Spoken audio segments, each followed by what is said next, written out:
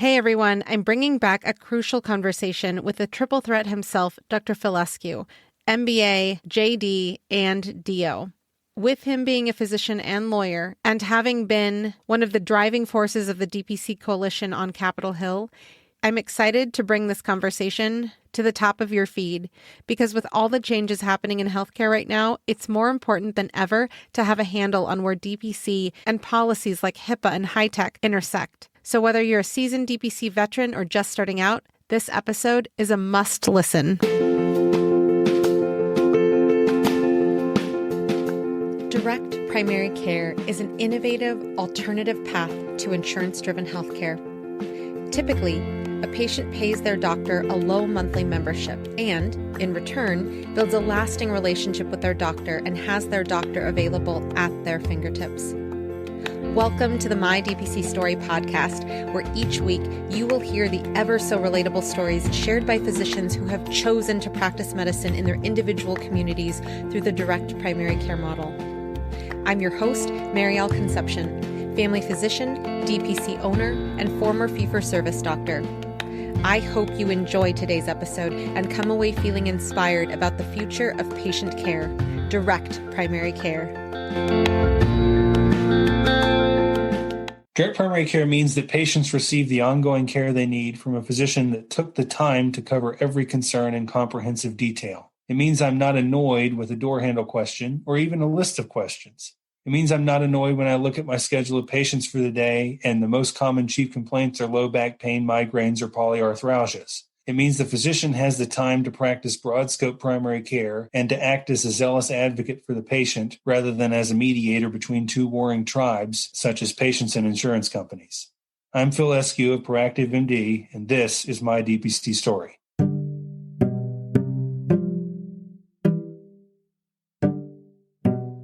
Dr. Phil Eskew is a DPC physician and attorney. He founded DPC Frontier in 2014 prior to completing his family medicine residency in 2015. He is the VP of Clinical Development and General Counsel for Proactive MD, an on-site focused DPC company headquartered in Greenville, South Carolina. He volunteers his time as General Counsel to the Direct Primary Care Coalition, where he routinely relies on his accounting and legal backgrounds to discuss federal tax policies. His research has been published in many journals, including the Journal of American Physicians and Surgeons, the Journal of the American Board of Family Medicine, Family Practice Management, the Journal of Legal Medicine, and the West Virginia Medical Journal. He has given over 50 CME talks about DPC, including events hosted by the AOA, the ACOFP, AAFP, and the AAPS that included well-known events like the DPC Summit, DPC Nuts and Bolts, and Hint Summit. He also educates fellow attorneys at CLE venues and has spoken in New York on multiple occasions for the New York State Bar Association.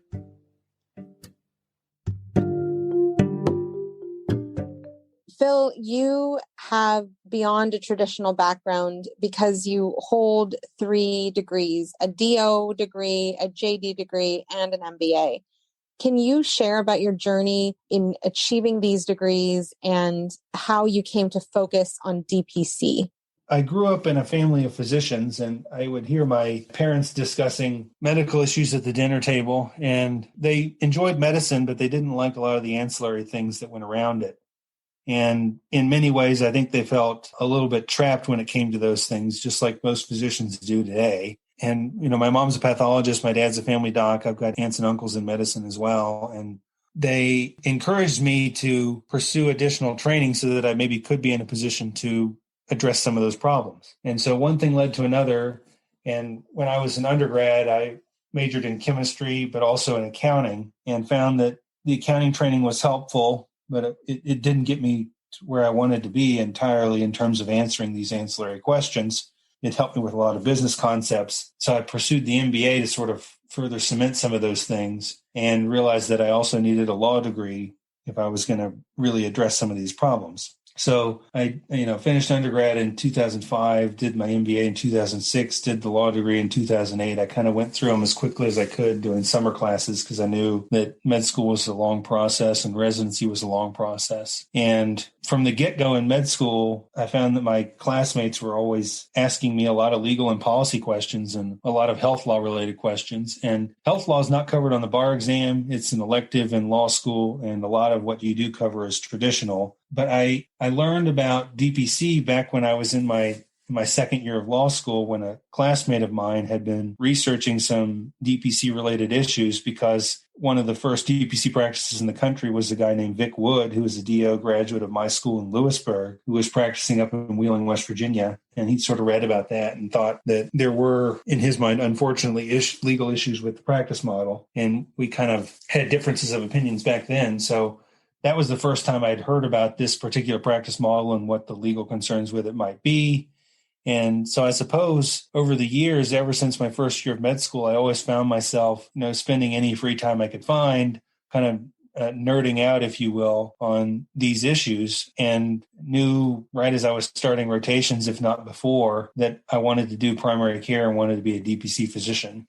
And prior to finishing residency, you had created the DPC Frontier. I'm assuming that the material that you curated for the Frontier was being amassed way before you created the website?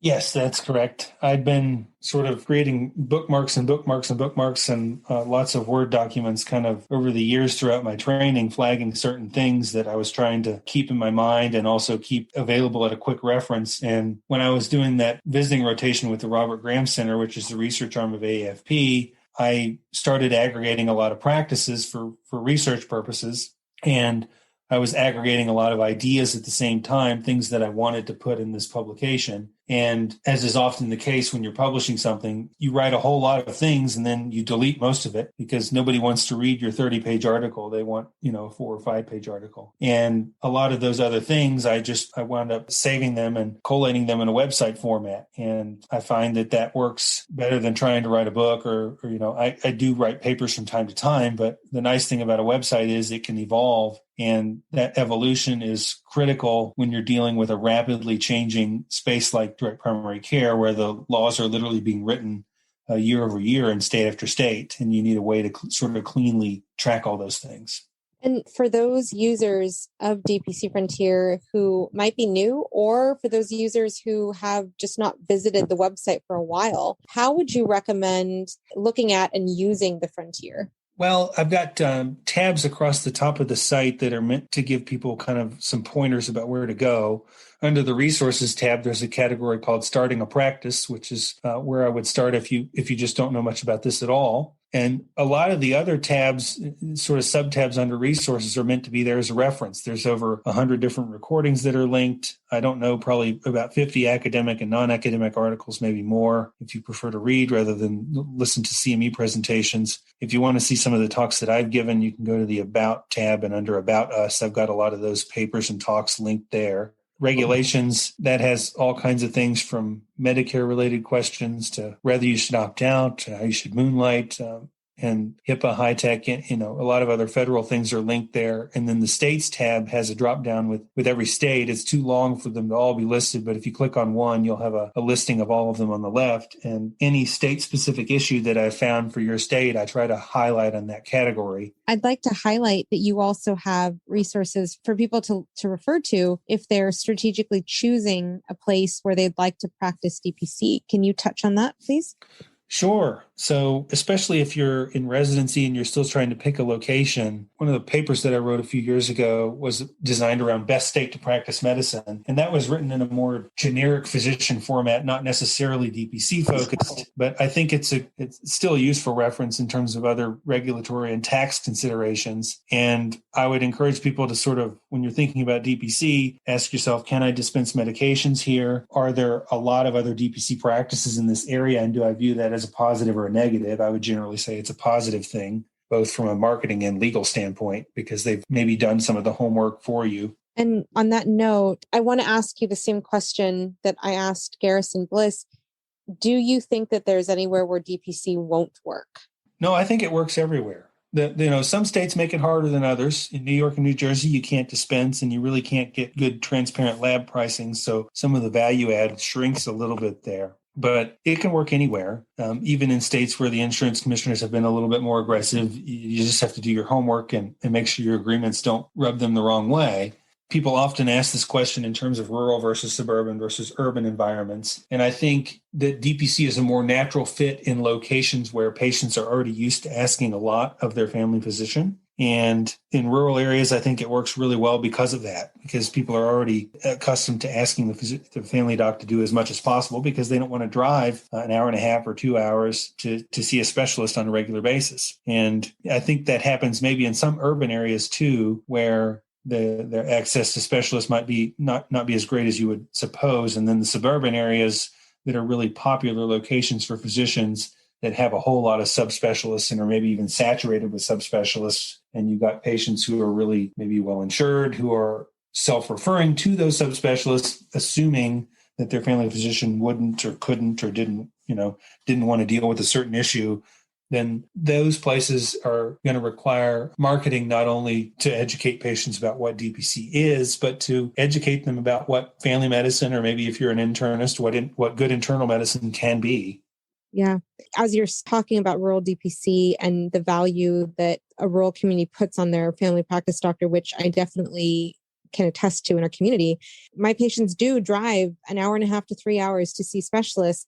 If you want to see a specialist and they're really far away, but you really like the specialist who's 3 or 4 hours away, or maybe even further in California, you could probably be a 20-hour drive away. Get that specialist to do a virtual consult. And there are a variety of ways to do that more than ever now that we've gone through COVID. They could do it, the traditional way with DoxyMe or whatever platform they want, and either bill the patient privately or bill insurance. Or there's actually a set of codes now, at least under Medicare, where that specialist can review your commentary about what happened with the patient and just charge for their time to review that and to provide you advice. And that's done in a way where they're compensated, and it can go in the chart and all those kinds of things. And the patient could eventually follow up with them if necessary.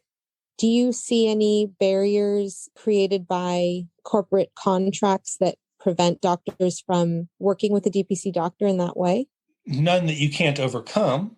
So there's two ways to go about it. One, you and the patient can decide. The patient may have already hit their deductible, so maybe they want to run that stuff through their plan.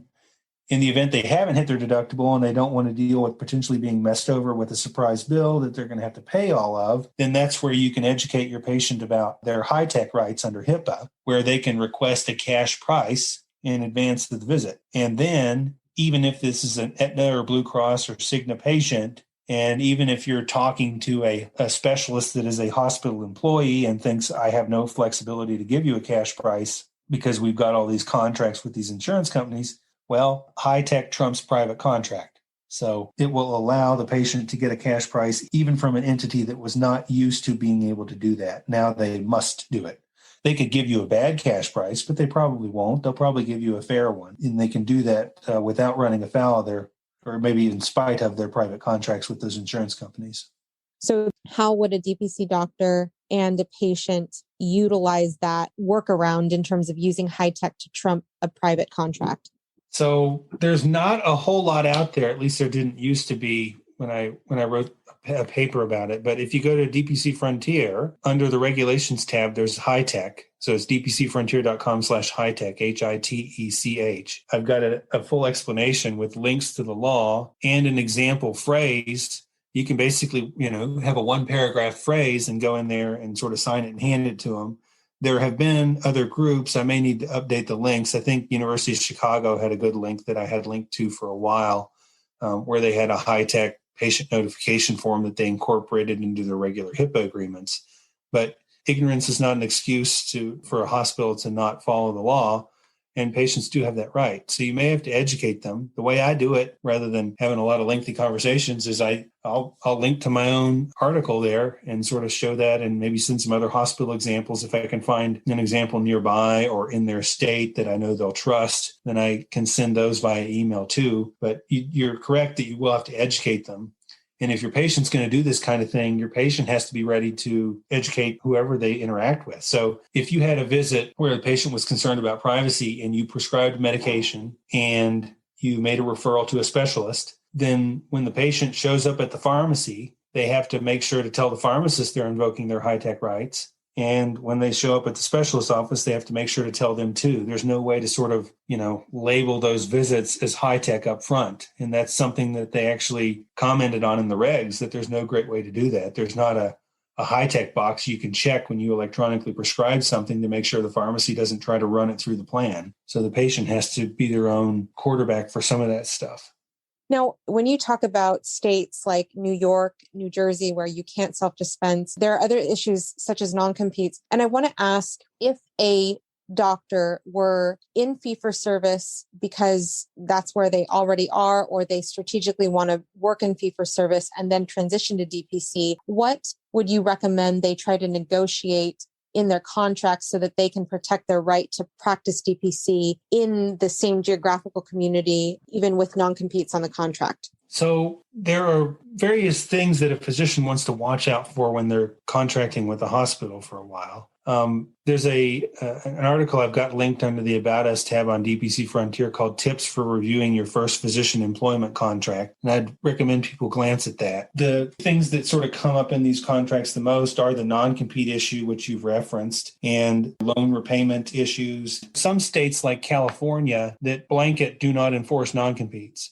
And other states will do what's called a blue pencil rule versus black pencil rule, which means some parts of the agreement might be enforced and other parts not. And the only way to figure out what your state considers reasonable is to look at cases that have been litigated on the matter. And some states might have plenty and other states really might not have much, so it can become difficult to predict whether or not the non-compete will be enforced. If you are in a state where you know it's not enforceable, then there's no point in really negotiating it in the contract. If they put it in there, just keep in the back of your mind that they can't enforce this anyway. If it's broad but may be enforceable, then take the opportunity up front to make sure that it's not going to get in the way of you doing your DPC practice. And that might take the form of simple geography. If this hospital is wanting you to have a 20-mile non-compete and you know that you want to open your DPC practice 25 miles away, then that does it. If the non-compete was broader, and let's say it was 50 miles and you thought the judge would enforce it in that state, then you're going to have to rely on something else to get out of the non-compete. And that something else might be a specification about different practice models. And in these cases, I think judges are more likely to side with the DPC physician anyway, but it could be helpful to go ahead and write that up front in the employment agreement. So what am I saying there? If your non-compete is really broad and it says 50 miles, any form of primary care, and you think a judge will enforce that, then that could be a problem. Stay with us. We'll be right back. Thank you to Spruce Health for supporting the My DPC Story podcast. The ways we communicate have changed dramatically over the past decades, but technology and tools in healthcare have not kept pace.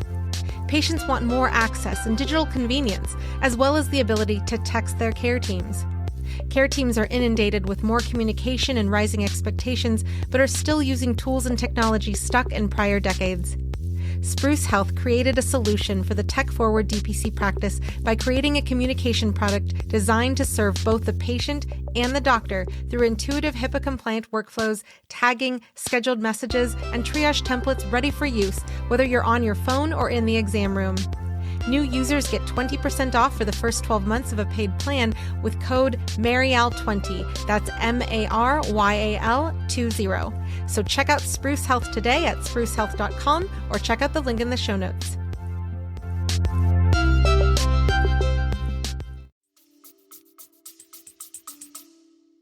If a physician is looking to sign their first physician contract, or if a physician is transitioning from fee-for-service to DPC, do you recommend that they work with a lawyer?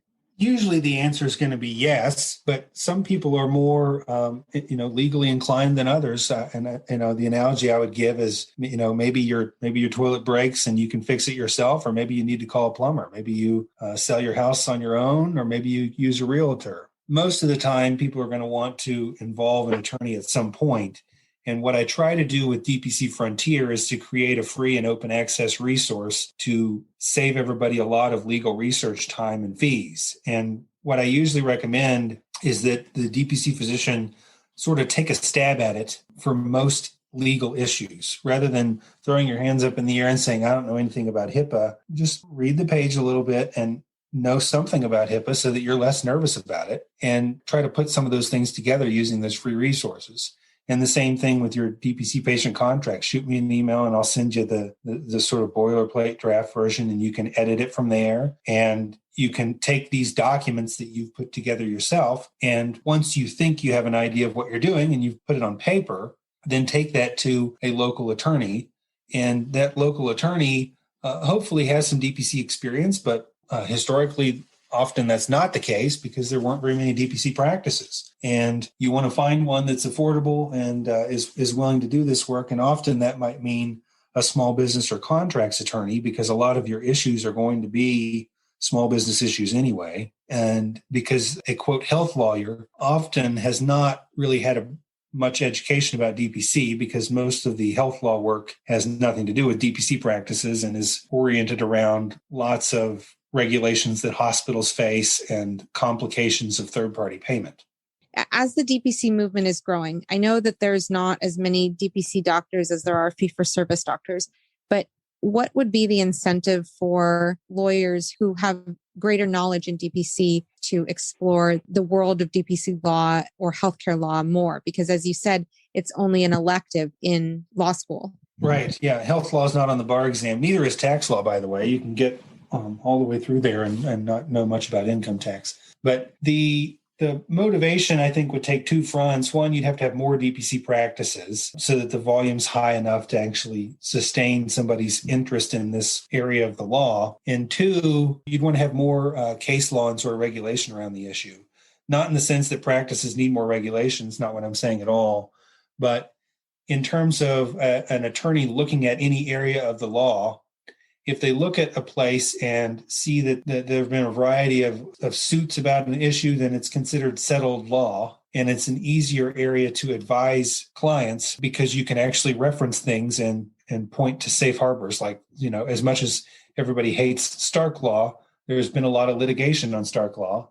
And there are certain safe harbors you can try and put yourself in if that's the kind of practice you want to run medically or legally. And I hate Stark law because it's complicated and expensive and terrible. But a lot of attorneys like to do that because there's, decades worth of case law and those kinds of things that you can research on the matter. But when it comes to DPC, there's not a lot out there. And hopefully you're in a state that has some DPC defining not insurance law in the books, but a lot of them still don't.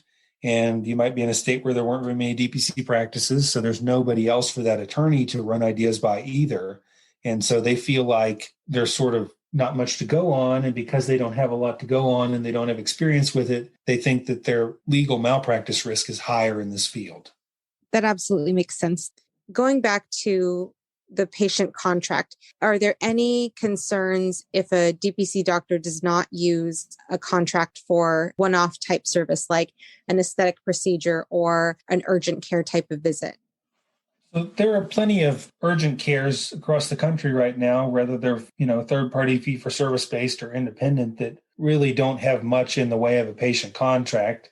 They might have a menu of prices and a few standard forms, HIPAA related or otherwise, that patients are given when they come in. And that's probably acceptable for what they're doing.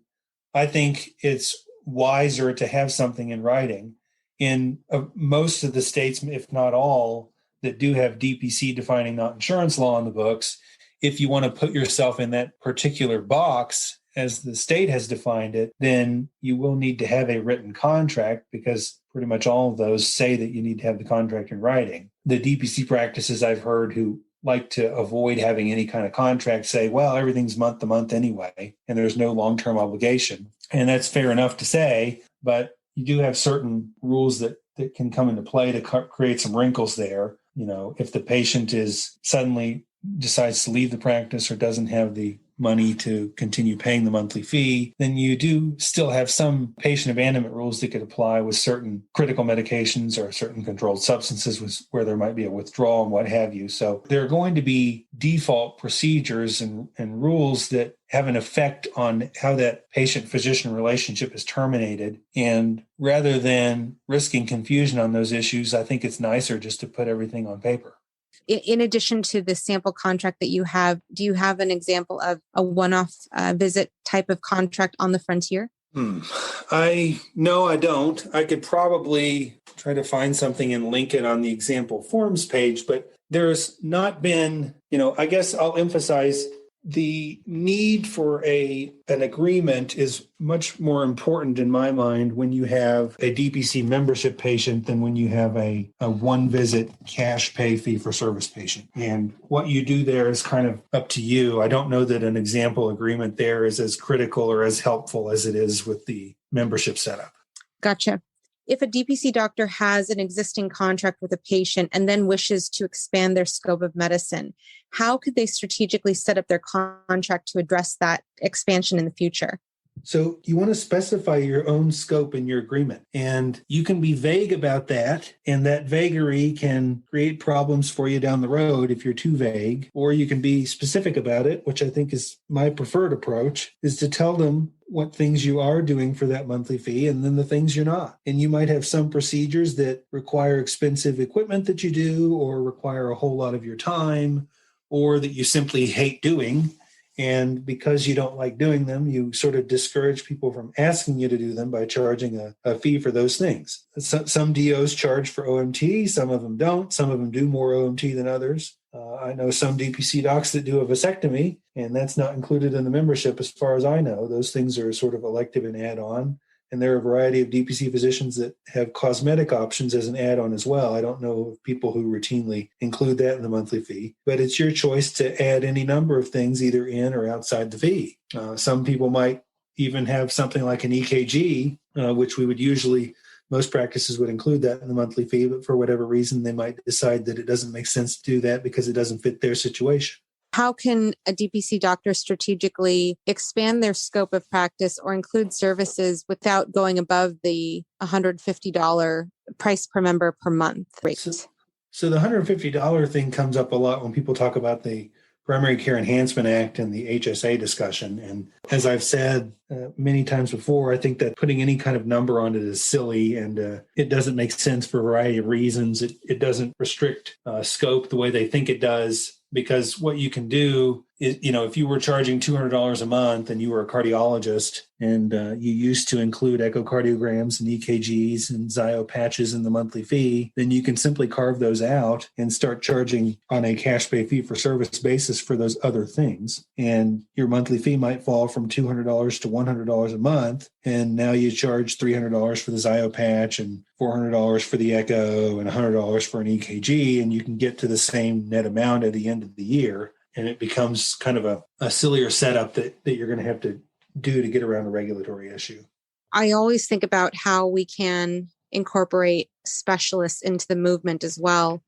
And strategically, could a specialist use that way of charging a patient so that they could do fee-for-service procedures as well as charge a monthly membership rate? Oh, sure. Yeah, there are already specialists doing this. I'm aware of some cardiologists that do it, some gastroenterologists. Mm-hmm.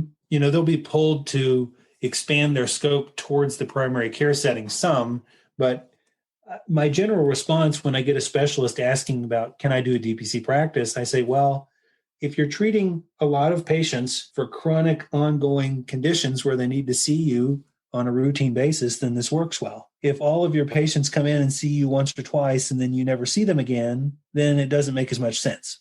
Dr. Joshi, who is a neurologist in California, discussed this and how he had difficulty getting patients to pay a monthly rate for neurologic conditions because they were typically one-off conditions rather than chronic management conditions. So I imagine a neurologist would probably have plenty of patients with maybe multiple sclerosis or very severe chronic refractory migraines who might be more interested in this than some of the others who are coming in and out for nerve conduction studies for carpal tunnel and what have you.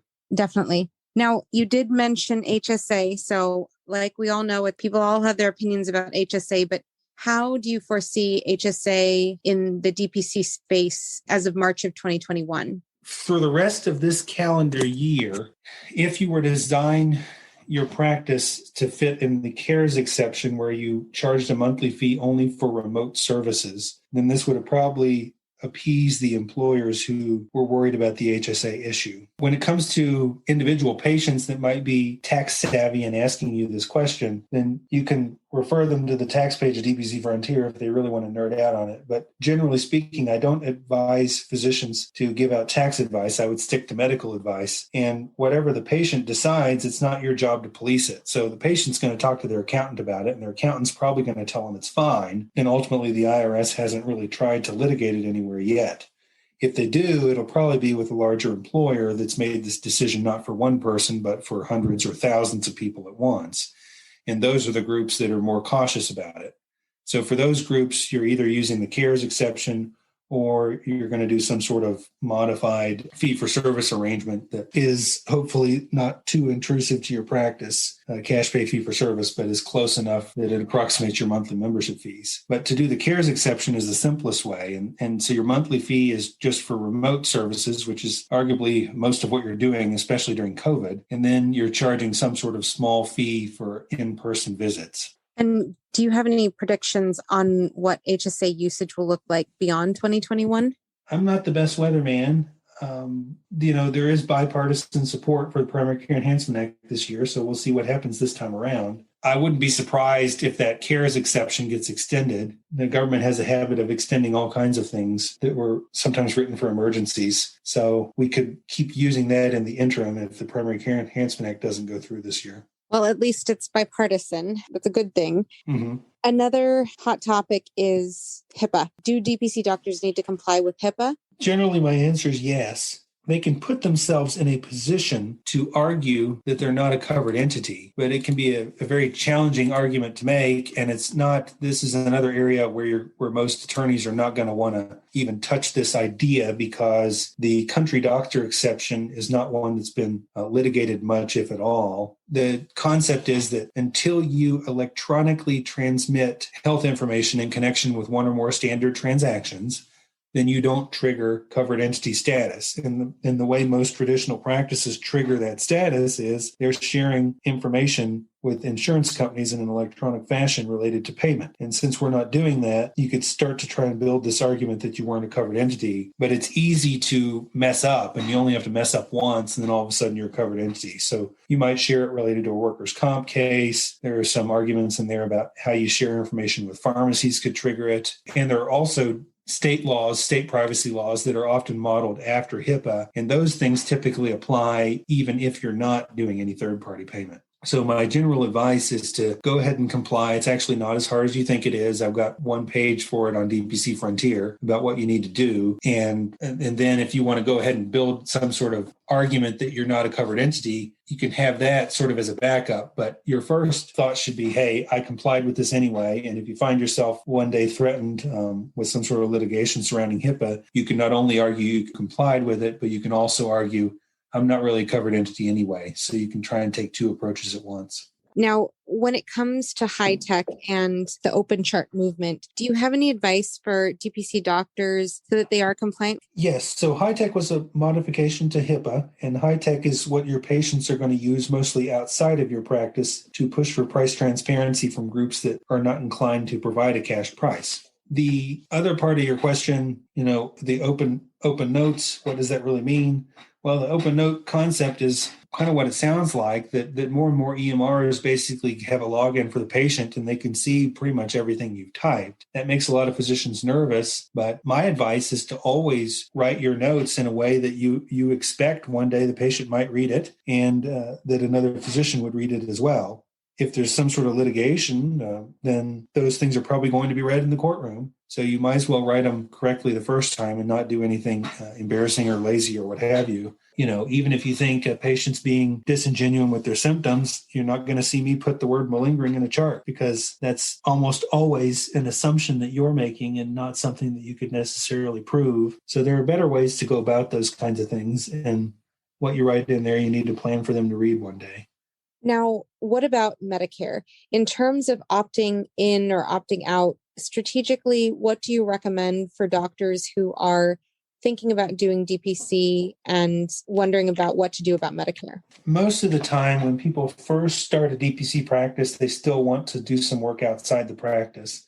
And there are limited settings where you can moonlight even when you've opted out. The correctional setting is one. If an urgent care ER were willing to use a customized billing code, you could do it there, but that's rarely true. So correctional medicine or occupational medicine, especially workers' comp, and depending on the response you get from your local VA, are probably the most likely places you could potentially work even when you've opted out. Assuming you're not going to work in one of those settings, then you're probably going to begin by not opting out of Medicare and thus not privately contracting with Medicare patients for covered services. And instead, what you would do is you build a wait list of Medicare patients who want to join your practice. And as that wait list increases and as the size of your practice increases, your interest and time and ability to moonlight will decrease. And at some point, you'll reach a point where this decision that used to be hard is now obvious. And you'll say, of course, I'll opt out now because I barely have time to moonlight anymore. And I have 30 or 40 patients on this wait list who want to join the moment I do it. The only reason you want to opt out of Medicare is because you, number one, want to see a Medicare patient. Number two, under a private contract. Number three, for covered services.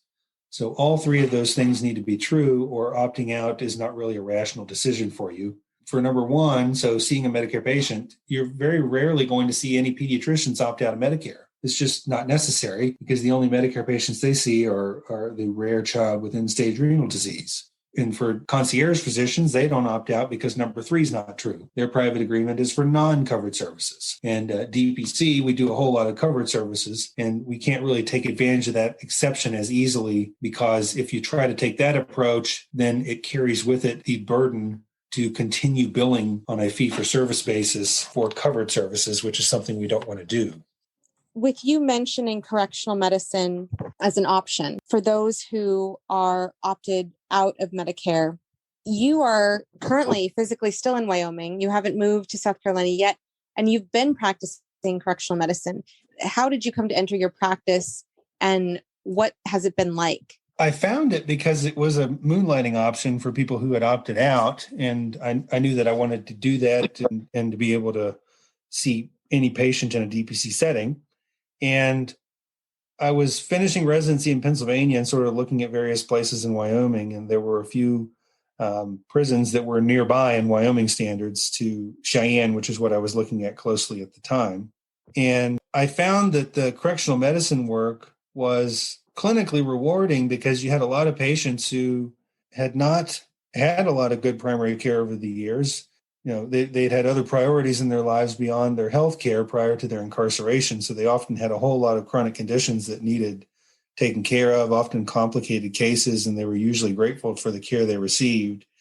We didn't do any coding, at least initially. Now there is some of that. But since there was no coding and there were no co-pays for the patient, in some ways it had many of the advantages that a DPC practice has.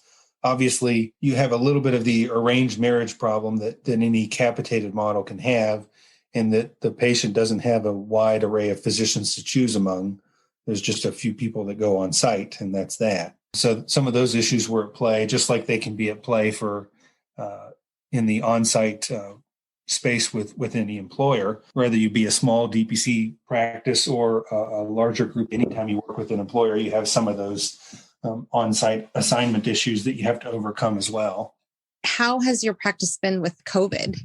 Oh boy, we've kept the volume up and we've done more and more telemedicine, just like everybody else. But we've been fortunate, I guess, on the correctional side, at least at the sites that I cover, we've not had a massive outbreak. We've had a few smaller ones, but the facilities in Wyoming that had the larger outbreaks were not ones that I've covered. So we've been fortunate there. Thankfully. Now, soon, in a week, you're physically leaving Wyoming to move to South Carolina, and you're transitioning from a remote legal role to an on-site full-time clinical and legal role with Proactive MD. Could you share with us what made you decide this, and what is your role going to look like at Proactive MD? So it's something that I've been looking at for a long time. I met John Collier, the CEO, probably 2014, 2015, somewhere around there. And we've shared a lot of ideas for a long time and worked together remotely. And I'd traveled. I used, pre-COVID, back when everybody was traveling a lot, I would often travel to South Carolina. And I've done remote work over the past year mainly in legal capacities. But the timing was right for me to go ahead and move there for a variety of reasons, from the size of our organization now to clinical opportunities that were very close to my family. I've got a sister who's settled in Charlotte, and I got parents that are south of Asheville in North Carolina. So it worked out for a variety of personal and professional reasons. And it's exciting to me now to kind of focus on third-party free kind of clinical workflows within Proactive MD, and hopefully share some of those with the DPC community. Right now, everybody sort of is used to me just talking about legal things, but I think there's plenty of clinical ideas I have too that I'd like to be able to share at some point. I, for one, can say that I'm very much looking forward to learning about those clinical developments. Some of those things have to do with just regular CME, I guess you would categorize it, but other things have to do with efficiency about the office and ways to actually track quality that aren't related to coding and all those third-party things that we know get in the way. And do you envision creating something where, similar to the Frontier, you have guidance on updated guidelines like community-acquired pneumonia, updated guidelines for the DPC physician, strategies there? Or what, when you mentioned CME, can you describe in more detail what you're envisioning?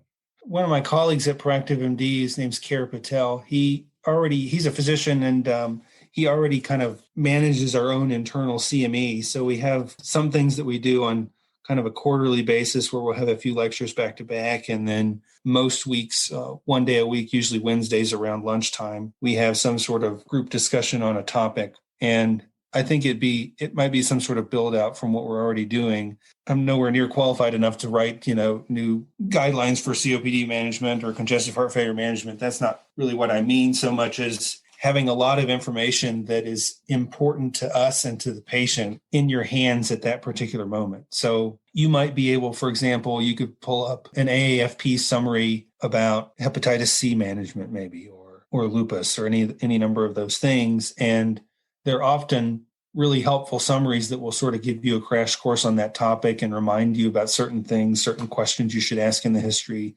certain exam findings, labs.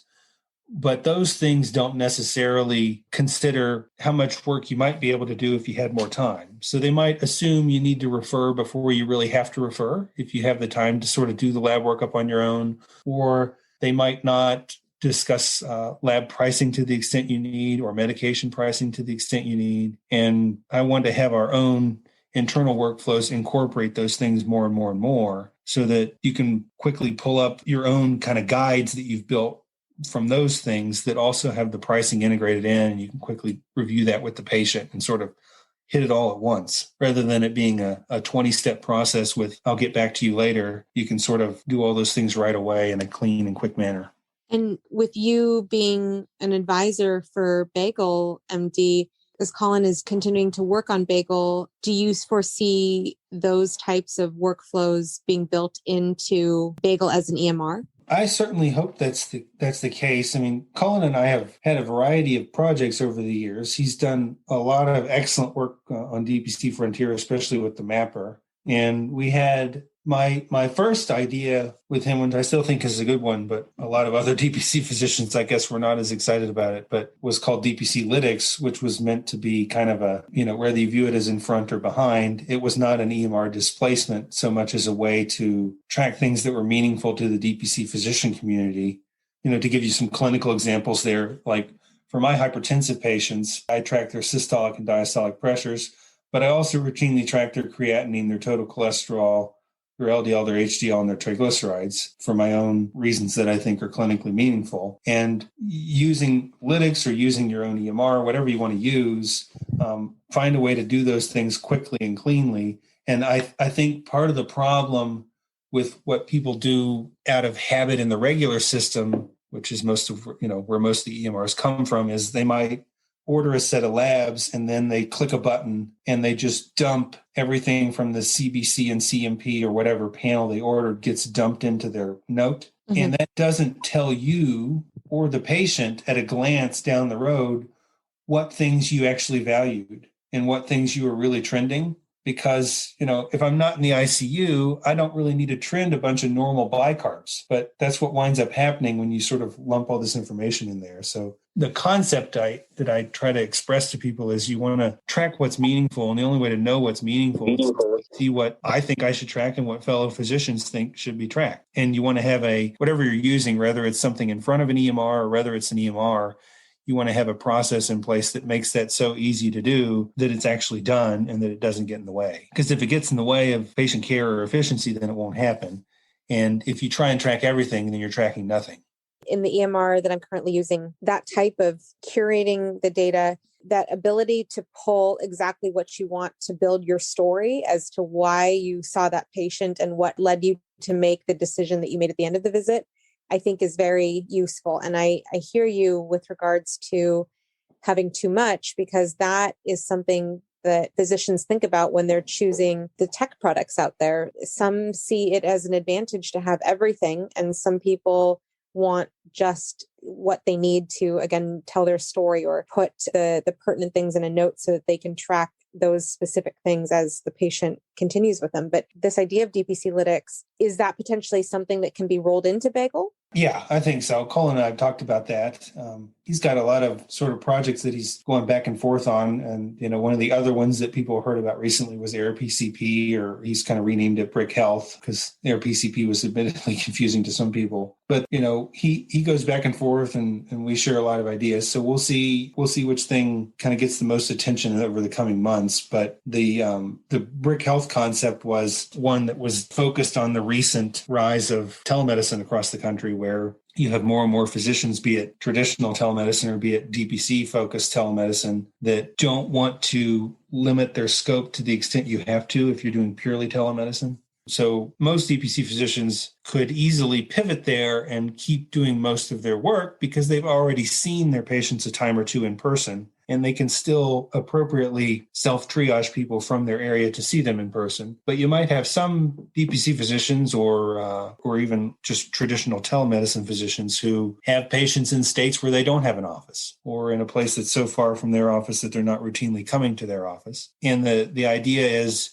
rather than saying, I can't do these things for you because certain visits need to take place, you can rely on this software to expand your scope in that telemedicine format. So the obvious examples are tasks that are nursing related and don't require the involvement of another physician. But if you were to try and do that within the regular system, it would sort of force a visit when you didn't want one. So in other words, you live in California, but you also have a license in Texas because you used to work in Texas, and you've got a few patients who want to follow with you from Texas, most of the care being remote.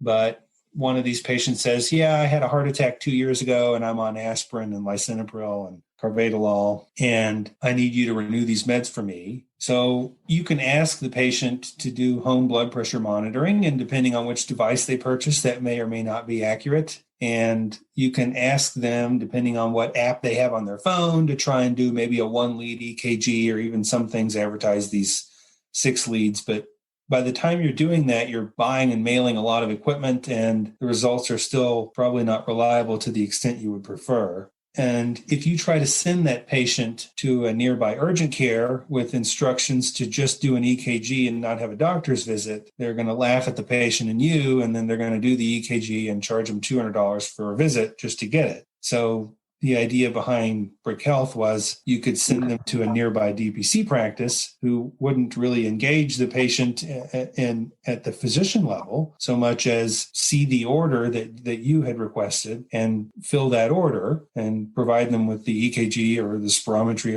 or maybe some labs that you requested on a reasonable cash basis rather than the price that the hospital system would give you. Say a doctor in Florida is taking care of a patient coming from California because the patient is now being seen in a different state. Are they then potentially going to sign a one-off contract with the DPC doctor in Florida under the model of Brick Health? There is a one-page contract that the patient would sign when they showed up at that local practice that basically explains they're there exclusively for those tests that were ordered by another physician, and that those results will be relayed to that other physician. in terms of their virtual physician who placed the orders. That virtual physician either needs to have established a treatment relationship with that patient in a state where they were licensed, or if the relationship was established outside of that main state where that DPC practice is, then that virtual physician has to have a license in this additional state as well. So in your hypothetical, if the patient was also from Florida but living in California for 3 months during the pandemic and the relationship were already established with the virtual physician in Florida, then that Florida physician does not need to have a California license for the patient to proceed with those orders in California at that other DPC practice. But if the relationship were started with the Florida physician when the patient resided in California, then that Florida physician also needs to have a California license.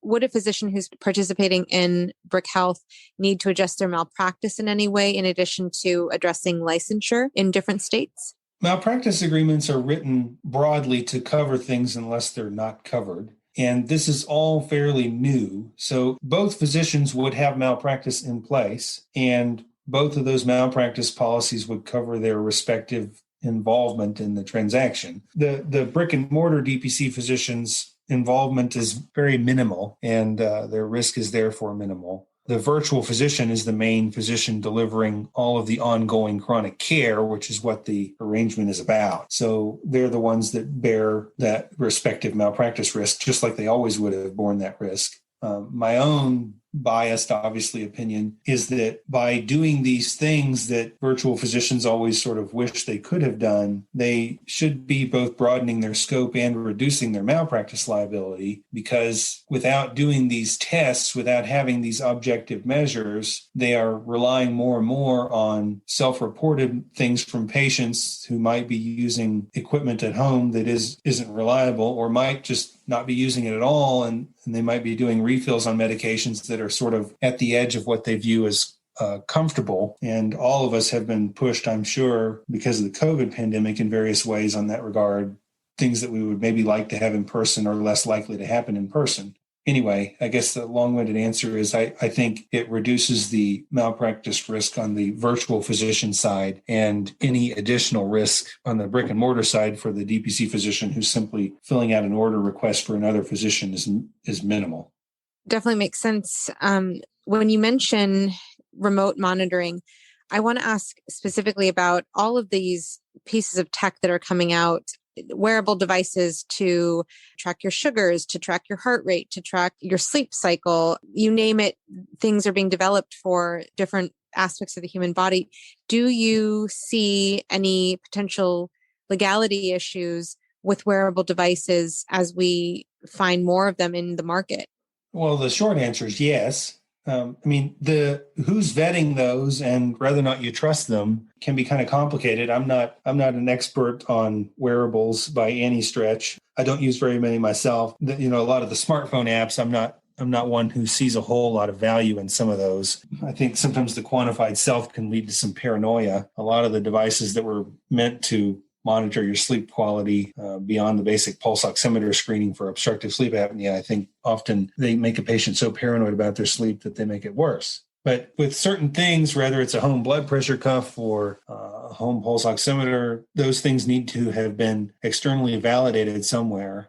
And there are a variety of entities that do those kinds of things. And I would look to those validations when deciding whether or not I believed self-reported numbers and wanted to rely on that. I'm not aware of a whole lot of malpractice litigation based on failure to appropriately vet a home monitoring equipment of some kind, but I'm sure those things are possible down the road. I think that the area that bothers me the most is maybe on the cardiology side, where you have more and more groups kind of doing things without a 12-lead EKG, where you're using, either a 1-lead, which may not be accurate, or some of the 6-lead things. I'm not convinced that really replaces the value of a 12-lead EKG. If I have somebody who I know has a history of cardiovascular disease and they may or may not have had a silent heart attack 2 years ago, then having that baseline well-done 12-lead is important, because I need to have something to compare it to down the road in the event they do start to have chest pain.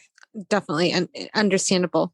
Now, I wanted to jump back to Proactive MD, because you shared about the CME and potential ways to measure data and performance quality for DPC practices. But can you tell us more about Proactive MD? Because like we know, if you've seen one DPC, you've seen one DPC. How is Proactive MD doing DPC? Proactive MD it's an on-site and near-site DPC company. We're headquartered in Greenville, South Carolina, and we have clinics across multiple states. Most of them serve the needs of one employer, and this often will include family members of those employees. Some of the clinics, like the one I'll be spending most of my time at in Malden, South Carolina, are open to members of the community to sign up as well.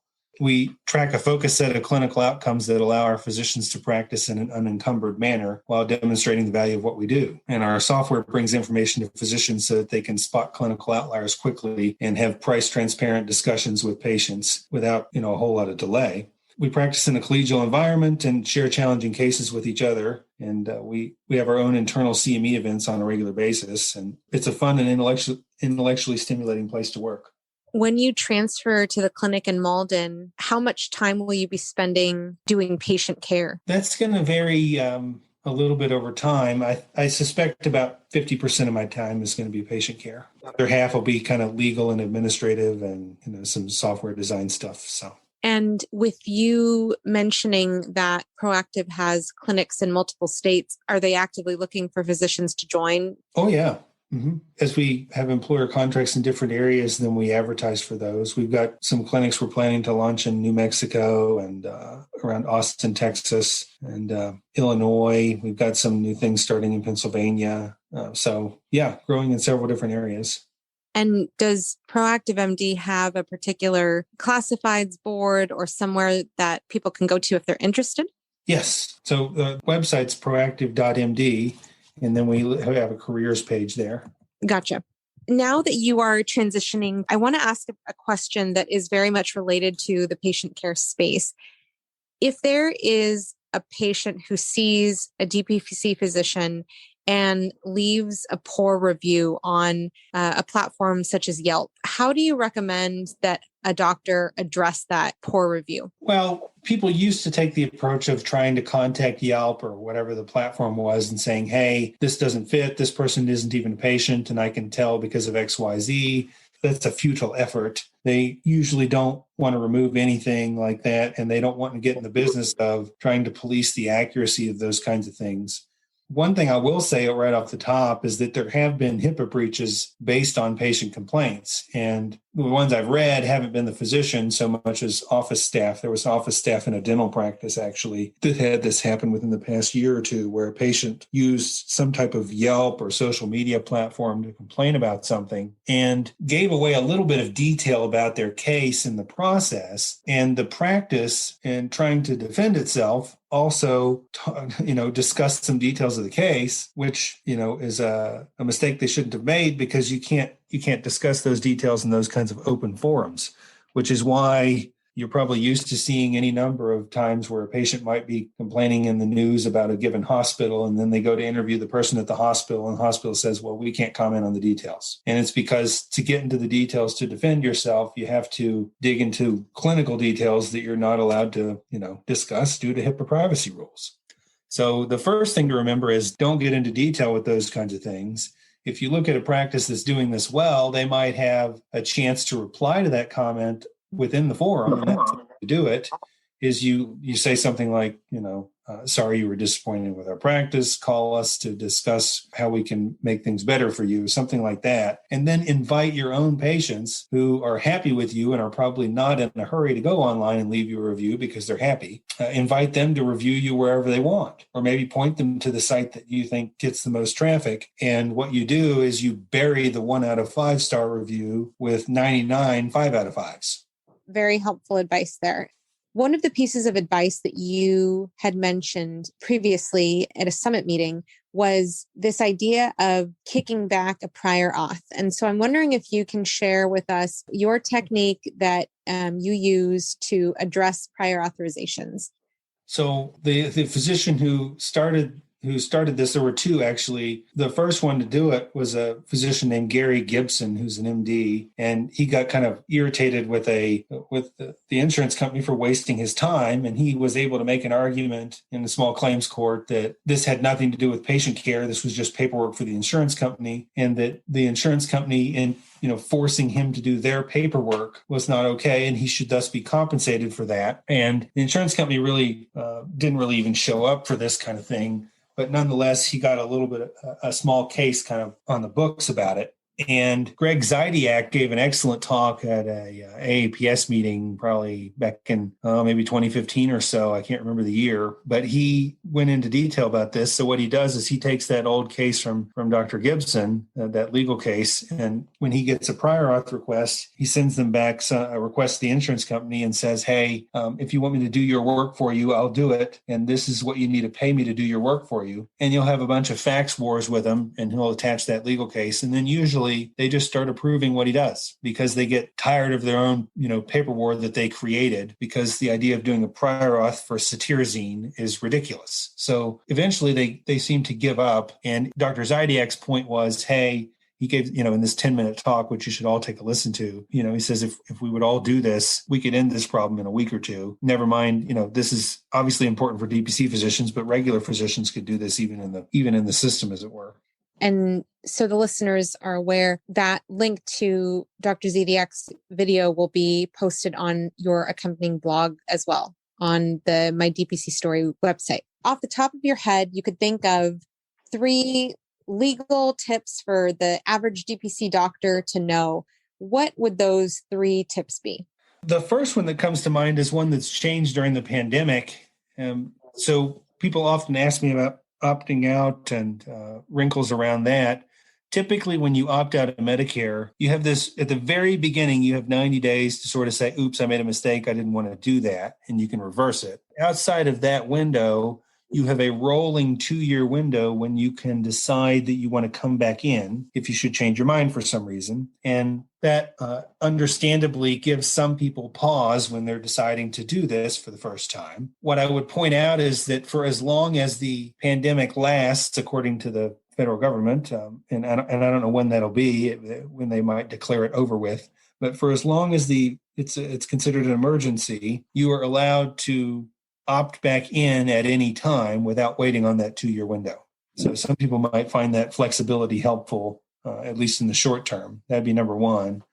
Number two, if you're looking at different states where you're contemplating practicing and you're looking at states that don't allow you to dispense and considering that a major hurdle, I would point out that not only does Texas have a lawsuit for physicians to obtain the right to dispense medications with the Institute for Justice, the Institute for Justice is also helping Montana physicians as well. So there are 2 sources of litigation that are pending on that, and those are worth following. And hopefully there'll be good models that could be used in New York and New Jersey eventually too, to make state constitutional law arguments. And number 3, I've had it on my bookshelf for a while. I got a bad habit of starting books and then not necessarily finishing them right away, and sometimes coming back months or years later and finishing. And one of them I've had for a while by a PhD named Norman Gevitz, who wrote this, The DO's Osteopathic Medicine in America. And it's this history of osteopathic medicine. And I came across, for anybody who happens to have this second edition that I have, if you want to look it up and verify, it's on page 43 of this book. They're talking about this history of DOs beginning to practice. And this was late 1800s. He says patients were generally told that quick cures were the exception rather than the rule. And most DOs agreed with Dr. Evans, who observed, and then he gives this long quote talking about how this ongoing relationship was important and it took time to make a diagnosis and to treat a condition. And then it says, to encourage this type of thinking, DOs generally bill their patients by the month, charging the standard fee for 4 weeks of treatment of $25. So when people ask me, when did DPC start? And there's always this debate about some of the more recent physicians who do things. I like to tell people it's actually started in the late 1800s, as far as I know. That's pretty incredible. And I will make sure that is linked to your blog as well. Phil, are there any other books that you recommend to others? Oh boy. There are, I don't want to name a bunch of DPC specific books because I'm going to inevitably leave somebody out and offend people. But there are a lot of DPC colleagues of ours who've written, great texts, and some of which are even entertaining beyond just educational on the topic. And I think people would be wise to sort of pick those up and review them. They didn't exist until recently, and it's nice to have those resources available. There's one called Play Bigger that's pretty good. How Pirates, Dreamers, and Innovators Create and Dominate Markets. There are some that I look at sort of on the clinical side. One of my favorite ones is a really readable rheumatology text by a physician named Rudy Green, Greene.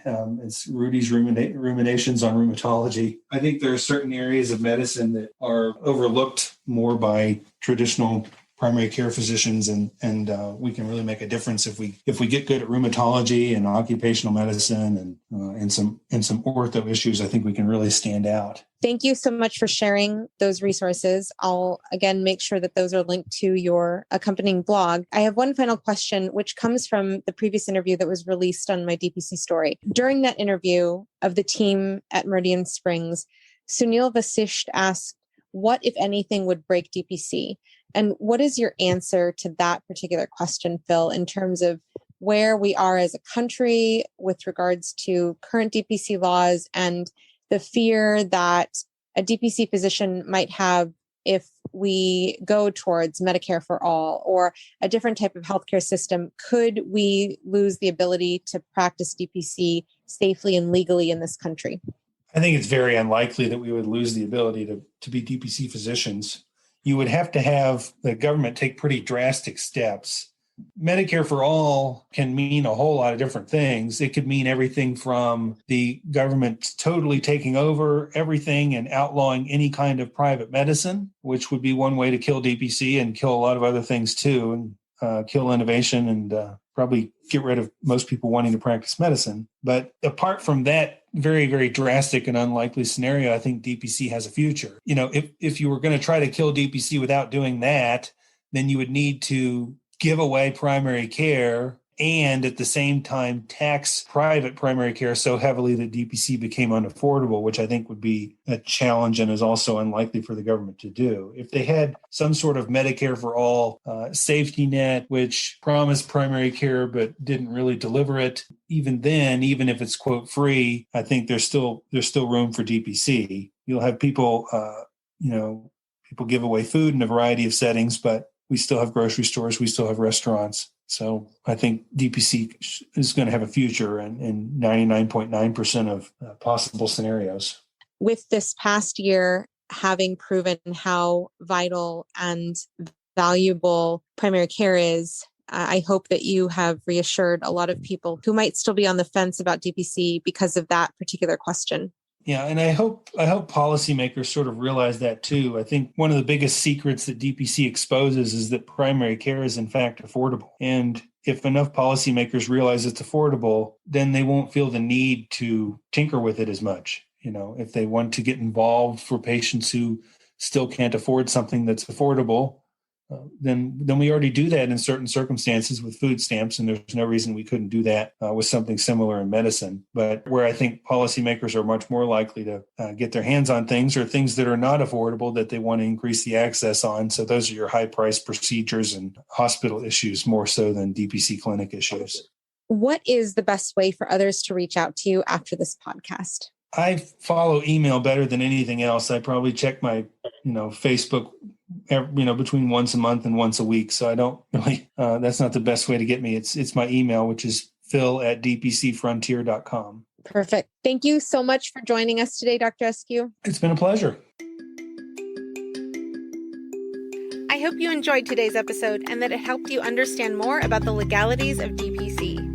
As I mentioned in the beginning, if you have a legal question pertaining to your DPC practice, even if you're in the preparation phase, call in with your question. You'll find our voicemail on the contact page at mydpcstory.com or check out the link in the show notes. And be here next Sunday as we play another one of our most popular episodes to date. And if you're looking for more about DPC in the meantime, check out dpcnews.com.